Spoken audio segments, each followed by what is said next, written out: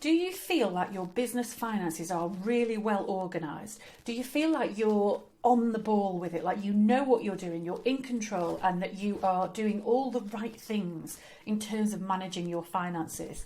Or do you feel like you're actually winging it a little bit, getting away with things, but probably should actually be a lot tighter on it?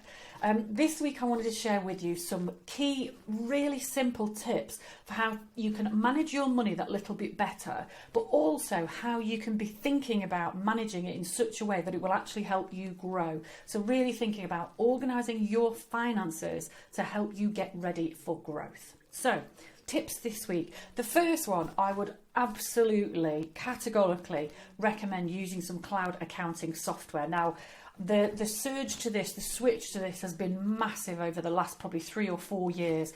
These days, I very rarely come across somebody not using cloud accounting software, whereas 3 or 4 years ago, it was probably still 50-50 at best.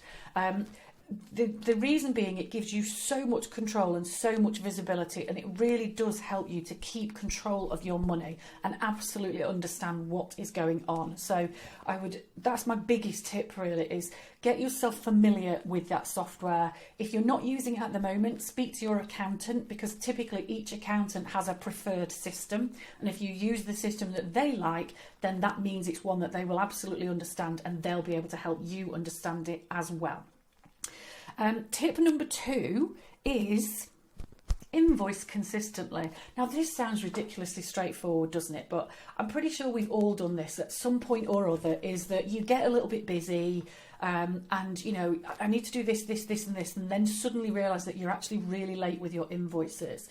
The challenge with invoicing late, not only is it terrible for your cash flow, and if you're thinking about a growth plan, consistent cash flow is absolutely something you need, but you're also educating your customers. On the one hand, you're educating them that actually you're a bit organised and a bit slapdash, and that isn't brilliant for creating trust with customers. But you're also educating them that you're not that bothered when you get paid. So you're likely to find that as time goes on, it might get more difficult with that customer, and the cash flow issues could well grow. So invoice very regularly and consistently, and that educates your customers to pay consistently, and it helps you manage your cash flow far more consistently. Number 3 is have a clear credit control process and stick to it rigidly. It's only a few weeks ago that I actually put a vlog together all about how to create a credit control process and what goes into it. So if you need more advice about that, go and scoot back a couple of weeks and look for that video. But essentially, the moment a customer is overdue, you should know exactly how you're going to chase them and when you're going to chase them, and you should not let these things run. You should be very consistent and very on the ball with it, and that will absolutely minimise the possibilities of late payment, and particularly late payments that run and run and run. So clear process, stick to it rigidly. Tip number 4 is have a forecast for your income and expenditure. Forecasts are always a really interesting area, because lots of people say to me, well, my business is so up and down and it fluctuates so much that it just feels like absolute guesswork. And I also get a lot of resistance from people who actually know that the forecast is going to tell them they're not making enough money, and they would rather keep their head in the sand than see that slap them in the face. But what I have actually seen time and time again is, even if you're not making money, when you have clarity and you know how much you're short by, you also have control and you know what you need to do.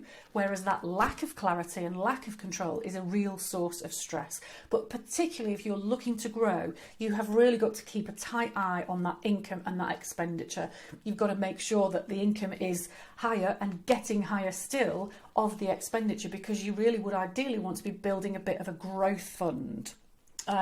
You want to also factor into there things like price rises, but not just your own. You need to factor in supplier price rises, because unfortunately those things do happen. But you should also be factoring in when you expect to gain new customers, when you expect to lose customers, because the buggers do disappear. But factor in things like price rises or new products or services, and then you can really get a feel for the pace of your growth. Tip number 5 is build a fantastic relationship with your accountant. This person absolutely should be a partner to you. They are the person that you can bounce all your questions off. They can help you to really understand their numbers, your numbers even. They can help you to understand your key indicators and exactly what to keep track of while you are planning for growth and building on that growth.